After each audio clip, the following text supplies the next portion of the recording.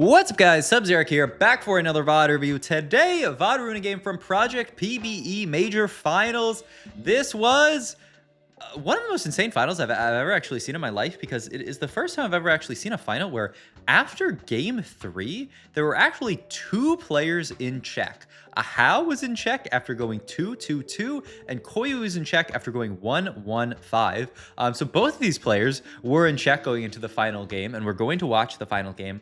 Spoiler alert, A Hao did end up winning the tournament with 29 points across 4 games with a scoreline of 2-2-2-1. This guy, remember as well, also went first place overall on day 1, dropped a 40 bomb on day 1, so you cannot say that this guy did not deserve to win. He is certainly the most deserving player of all of them to win. And he played some really cool games. He did also stream all of his games on his Douyu page, which I will have a link to in the description down below. But all right, let's get into it. The final game of the tournament. This is Scuttle Puddle Portal for those who can't read Chinese, which if you can't, shame on you for not being multilingual. But today, I mean, how I'm actually, I think, going to VOD review this game today, and then I actually want to VOD review another one of his games tomorrow, because he played a fantastic tournament, and this game, honestly, it's the most dramatic game of the tournament. I have to watch it because there's some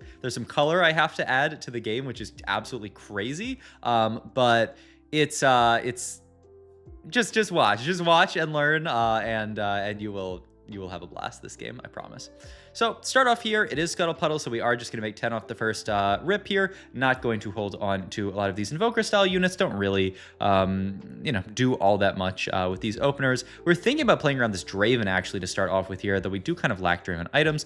We have this Kog'Maw here, who tends to be a nice early game unit to play around, but nothing, too crazy in this spot. Honestly, remember it's Scuttle Puddle, so we have a lot of gold, and it's Scuttle Puddle, Gold Galaxy, and first augment is Prismatic here. So we have Living Forge, the Axiomata, and the Shimmer Scale Essence one. I'm not jumping for joy for Axiomata or Shimmer Scale. I think I would just look at a Living Forge here if I had the chance to. We get Birthday Present as well after rerolling Axiomata here, which I do think is a really nice option in these type of portals. I think a lot of people ended up taking Birthday Present this game because, I mean, it's very easy to make it to level 8 and to level 9 with Birthday Present and get that really high value, the 2-star 4 cost, the 2-star 5 cost, then even level 10, you get another 2-star 5 cost. So I do like Birthday Present a lot in these portals where you have a lot of extra econ. So I think, this is what we were kind of defaulting to, so we just reroll the other options. But then we see something even more interesting, the level up option here. Level up one of these augments where it basically turns your gold into 1.5 times your gold, which means when you have a lot of gold, you really like level up here. So level up going to be the pick here from our hero here. And yeah, we are going to make our 2-star unit here. We're going to just not even, have to spend any gold on leveling up because we took the level up augment here and slam everything. And yeah, I mean, the board looks pretty good, and we're just playing 2 Jug, 2 Quick Striker here, and there's a kitty trying to chew my hand off, but I will try to survive versus her. Other really nice thing about level up these days is it pre-levels you up to level 5, so next level you are just already level 5 here, making 20 gold, so fantastic in a lot of scenarios, but especially in this spot when you have all this extra gold to play with. And then in this spot, we see a Lissandra, which allows us to start playing this board and Lissandra be our main carry here. Now, okay, that was intended. Yes. This was this website for whatever reason throws all the VODs into like one game chunks here, so it just jumped us up to the next chunk here. I think it actually skipped past 1 fight, so we didn't see the 2-2 fight. I don't think that was my kitty's fault, but in any case, I mean, it's fine. We're going to 2-3 here, and then I'm gonna have to go to 2x speed again. But what's something really interesting about the way A Hao played this tournament, we saw him play it yesterday. We played it actually a good bit today. He's actually a bit of a Freljord and a Lissandra believer. Not really something that you see very often. I think a lot of people are of the opinion that this Lissandra unit needs pretty significant buffs to be good in the meta right now. But A Hao, totally happy to play around it. The game I'm going to VOD review tomorrow was actually a vertical Freljord game that he ended up playing, which I thought was really cool. One of these very underplayed comps. So be on the lookout for that tomorrow. But for now, we can play around the list in the early game, make our Shojin slam here, and just be very happy with the board here. I mean, sad that we had to lose that first combat because we're actually on a pretty good path to a potential 5 streak here. Also, if you guys are, super locked in on the set and don't know what all the traits do, you see this Freljord summons this Frost Dummy. The units in front of the Frost Dummy get extra HP, and then the units behind the Frost Dummy get extra damage amp. So it's just a nice kind of like team-wide buff here. Just, a great trait overall. So yeah, we're very, very happy with the start here. Buff up, get some extra HP onto our Blitz and to our Briar here, and then some damage jump onto all of our backliners. So looks very good here. It's a shield, right? No, it is actually just straight up HP onto these units. Yeah, I was trying to remember if it's shield or HP. Either way, I mean, mostly the same effect, but does mean that if you have some kind of like HP scaler with a Warmogs or a Declaw or something like that, then the HP is actually a little bit more valuable. But yeah, going to pick up Ash 2 here, going to level up to 6 here because why not? Going to fit a Kog'Maw onto the board right now, just as another kind of like dummy on the board, essentially. This guy's not going to do any damage. We can throw him onto the board as a frontliner here, not obviously adding any traits to the board, but the unit that we want to hold on to here because A Hao actually has some really interesting ideas this game, and the first one is actually to hold on to this Kog'Maw here, and we'll talk about it a little bit more as he makes Kog'Maw 2, gets Quick Striker in here, can actually just level up all the way to level 7 here and still make his 40, so I think he's quite pleased with that, but it's either this round or next round, yeah, that he actually does something really, really cool with his team planner here. You'll see this. Okay, it is this round here. He goes, checks Void, and then puts all the Void units into his planner, which is a really interesting idea. You see, I mean, he's from this spot, Shojin GS Morello, which, I mean, acceptable enough items for our Kaisa, and we do have the ability to very likely make it to level 10. And so A Hao is actually from this standpoint saying, you know what? It's really easy for me to make it to 10 this game. I would actually really like to play Void. Now, the only downside to playing Void this game is that we have not gotten Void yet, and it's 3-1.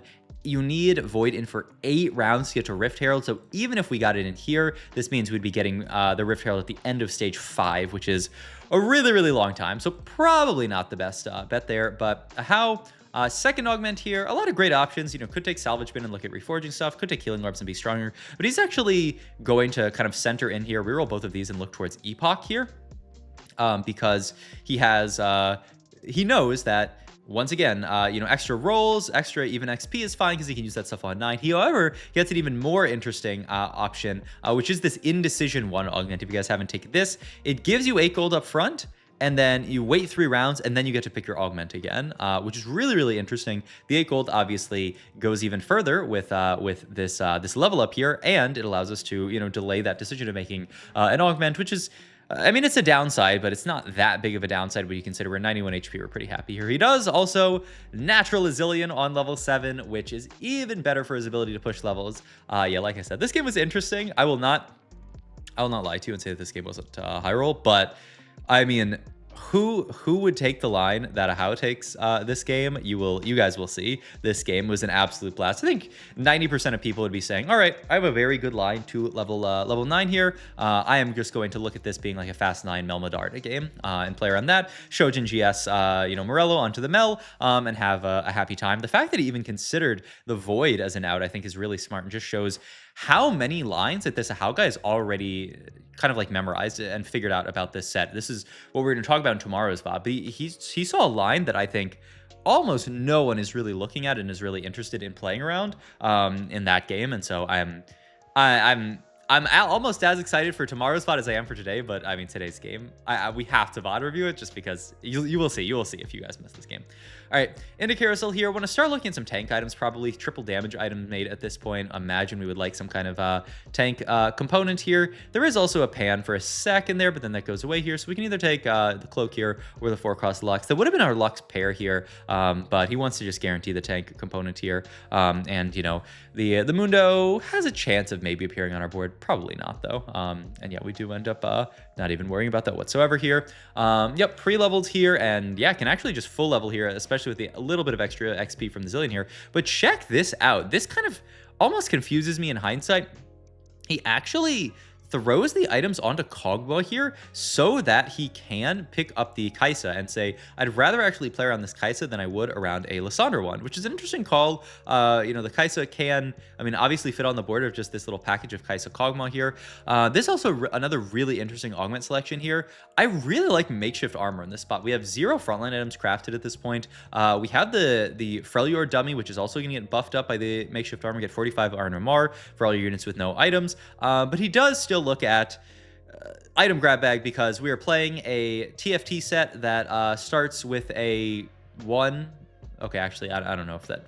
We're playing a game of TFT, and so item grab bag is a good augment, is I guess the point I'm trying to make here. I will say as well, item grab bag tends to be really good in these fast 9 style options, just because when you're playing around things like 2-star 5 costs, itemizing them is really, really good. And getting more items means that you can itemize more of them. You know, stuff like TGs tend to be really, really good. So I can see why he takes this here. Just a little bit sad because I do like makeshift a lot. You can see here, actually, he doesn't even opt to hold on to the Kai'Sa. Gets rewarded in that he naturals the list too. So this is not even a, we're going to have to roll on 8 a bit to stabilize game. This is a, we might have to roll a bit on 9 to stabilize. And level 9 is coming very, very, very soon here. I mean, we are really close to 9 almost already, and then get a big orb full of gold here. Get some tank item here in either Gargle or Steadfast. We also, yeah, natural the Braum here as well here. Here's another really interesting call from A Hao. Another, like, this is where we start going down kind of like paths that I don't know that everyone would take. This is our board here. We natural an Azir, and you can easily play Azir here, very likely farm up, I mean, at least 1 Shuriman, maybe 2 Shurimans. And he says, no, I'm pretty happy with this Freljord board, actually. I'm going to double slam AD items here onto this Ashe, knowing that eventually these can become maybe like Senna items, maybe probably not Volibear items, but could be theoretically. But he's going to still play run a 4 Invoker, 5 Freljord board and use the Stabilist. I think so many people would have been like, oh, well, I have to fit a 0 on this board, start stacking my Shrima. No, he doesn't care about that whatsoever here. And then last augment, I think a lot of people would say we were very, very rich here. We need to take some kind of combat. No, A Hao is all in. He is going to take this 3/3/3 new augment here. This augment actually gives a lot of gold. I believe it's 32 gold, yeah, that it gives. So it is one of the best gold augment and not just an augment that is gold tier, but augments that give you gold options in the game now, just because it's a lot of gold that you get, and you get the units, which sometimes you actually do end up even playing the units. But I mean, worst case, you sell the units, you got 32 gold for a gold augment, which is fantastic at 4/2, honestly. So really, really nice. This will allow us to push 9, still 50 gold here, and this is the world's fastest 10, man. We are on the way to level 10 here, and not even having to worry about, you know, our board being weak. The Lysandre has stabilized us, and we're gonna pick up a fight win here, which just in a fast 10 spot is so gross, obviously. And yeah, he's going to push 10 here at 4/3, which also, I mean, is so wild to me. He's going to roll down, yeah, finally clear the Freljord out of the planner, or the Void out of the planner. Is also one of the things that he was so good at doing this entire tournament long, is open to the Silas as an out here, so opted to sell the Lux to. I don't think we've sold a Jarvan to yet, is the big kind of question mark there, but I think just maybe a little bit of muscle memory, still playing for the Silas out, which is so good onto a huge majority of boards that you can play this set here. So yeah, wins another fight on level 10 here. Also doesn't get baited by the Ornn, right? The Ornn, you know, a fantastic addition to this board in general. He could literally play it for free here, but he's like, you know what? I'm not going to worry too much about the Ornn here. I'm just going to worry about capping as high as I can, being as strong as I can here, and yeah, just playing my best board in this spot here. I don't want to, you know, worry too much about, you know, playing these units that scale up. We're holding actually an extra Braum here, saying, hey, maybe we'll find a Braum 3 these days. Now he starts kind of saying, okay, I want to get out of all of these invokers. So does end up selling off the Sona that he randomly had on the board here for a Kindred 2, who's a great item carry. Probably the ideal, actually, AD item carry in this board, because you get the Quick Striker in for free. Quick Striker buffs up your whole board, and Kindred is a fantastic AD item holder. So great pickup here for Mr. A Hao in this spot here. And I look I think, yeah, we're going to win another fight here. Zilean, by the way, no longer obviously farming us any XP because we're level 10 here, but he does get some damage amp to compensate for that. And we do pick up a Senna as well here, which is going to inspire him to start swapping more of these units out here. 8 out of 10, and I think A Hao actually got a little bit of ahead of himself this round and gets a little dizzy. He's like, oh god, like what am I actually putting in this last slot? So he has to field 2 Tariks. He was like, I must field Senna, but he started selling off some stuff, and so, you know, he realized, okay, I mean, I have to sell a Nivea at this point, and then I might as well get out down to 3 Freljord, but yeah, has to actually field 2 Tariks for this round, which is not great, and we do actually take a bit of a loss to Chiwe here. So lose our streak, which feels really, really bad, actually. When we were potentially on a 4 streak here, level 10, by the way, still. So yeah, really just trying to figure out, okay, what else do we play here? Because he's got a great kind of setup here. He's got a lot of, you know, nice units in here. Oh, this is so smart as well from him. Removers the Braum and says, I need extra units to play.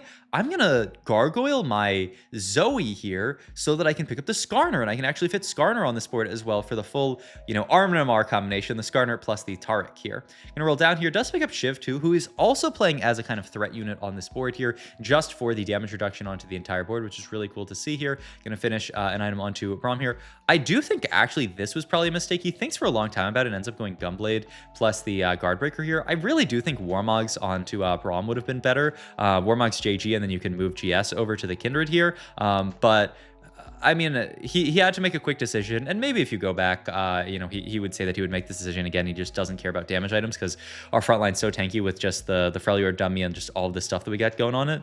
You know, maybe he still thinks that. But yeah, we are continuing to stabilize the board, roll down for upgrades, and then here is where the game really takes a big turn here. We see a 6th Zilean in shop here. This is obviously really, really huge because this enables the win condition of us playing for a 3-star 5 cost, because you can see, look at the right side of your of all the players' HPs here. Panda here is 100 HP, giga win streaking. Panda's looking to win this lobby, and Panda in this spot is not in check whatsoever. So if we want to win the tournament, we have to win this lobby. So A Hao waits till the last second, picks up a Zilean, continues to roll down here. He's saying, okay, people are going to be scouting here. They're going to see that I'm holding onto these Zileans here. I need to just roll down all my gold that I can here. Doesn't want to just sell, like, you know, upgrades, because obviously stuff like a Skarner 2 or a Senna 2 could be very consequential on this board. So he is just going to hold the Zilean for now. Keeps it on the right side of his board, by the way, so that it's blocked by all these units. And we do fight our arch nemesis here, Panda, who this is very, very important as well here, because Panda is in a spot where he's going to win the game. He's going to win the game if A Hao does not hit this Zilean. That's just how it works. So A Hao even sells the rest of his stuff to make econ, because he says, I'm 7 HP here. This is my last chance. I'm going to die if I do not hit this here. Another third crazy thing, and this is what I want to say. This is where the game gets really crazy.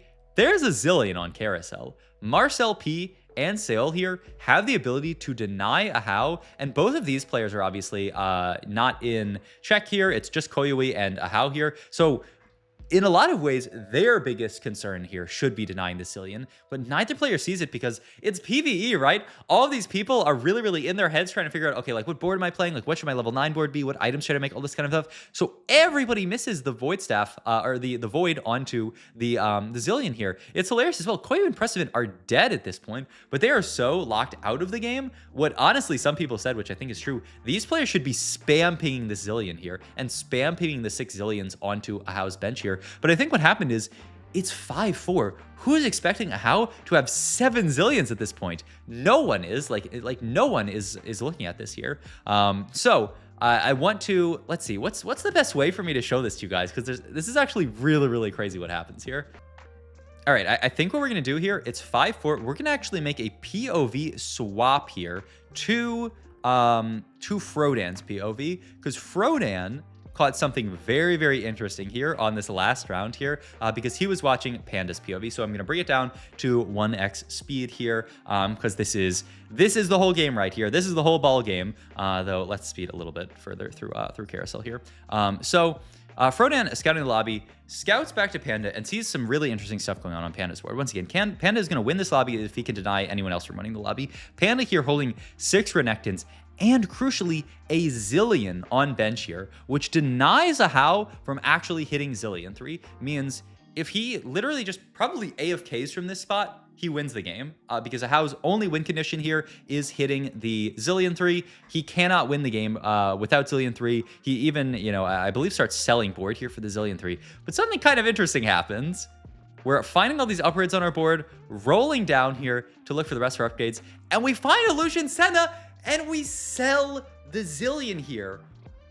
Why? I cannot tell you why. The only thing I can think of is that he did not actually realize that A Hao was so close to finding Zillion 3 this game. He did not realize that there were 7 Zillions here. He was so in his head about finding his, you know, biggest cap board. He has all this stuff going on here on this board and wants to hit stuff like, you know, he was like, oh man, Senna 2, that'd be a huge upgrade for my board. So of course I want to play for that. So now let's jump back to A Hao's POV here, bring it down to 1x speed here. You can see his first few rolls, he actually does not see anything here. Around here is probably when we see, you know, Panda end up actually selling there. And as we continue to roll down here, we have to sell everything that we can to look for this. There's nothing else that we can play for, but we see 1 Zillion continue to roll down here. We have to sell everything that we can, and boom, there it is. Zillion 3 here. This game, he moves the mana gen items over to Zillion, because the only way we can lose this game is if Zillion does not make it to that first cast here. Moves the items down to Kindred,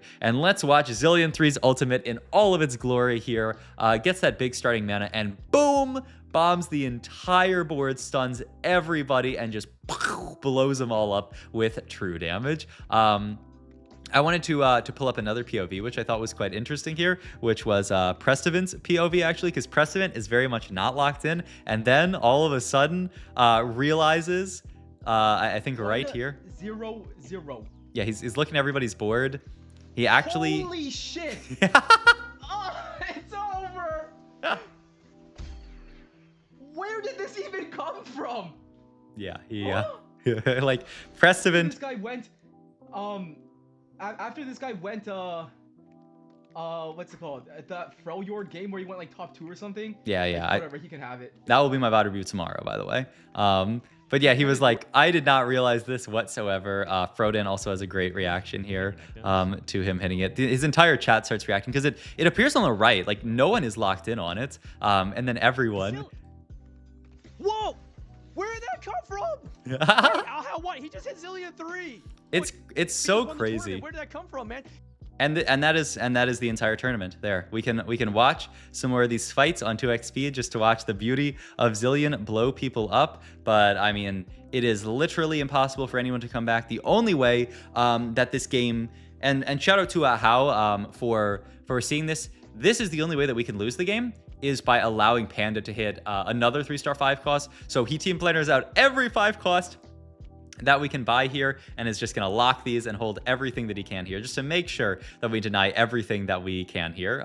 Just because, yeah, just he continuously is scouting Panda here, who's 100 HP, by the way. So we'll speed through some of these last few fights because it is the fights are a little bit boring here. And oh, actually, yep, let me jump into the next section here. Yep, there we go. So we got the last little section here, a few more fights here. But we can see we did a lot of damage to Panda, and we're just holding 1 Azir, 1 Annie, 1 Fiddlesticks, a Shyvana, a Kindred here, even sell for the Senna. And yeah, we're just rolling down for everything here. Panda ends up in the spot where this is a valiant effort, by the way. 7 Orns, 6 Silases, 5 Atroxes here. He actually opts, yeah, to sell his board here to start looking for other pieces just to deny here. Does manage to find an Orn here, which Panda sees here. So then next round, he does sell the Orn and roll down. Maybe there's a world, I don't know what Silas 3 does, but maybe Silas 3 can win because he's a 7 cost, but he sells everything. Does find 7 Silases, actually. He gets so close here, but is not able to find the Silas in the end here. Yeah, finds 8 Silases, is 1 off in the end. Oh my god.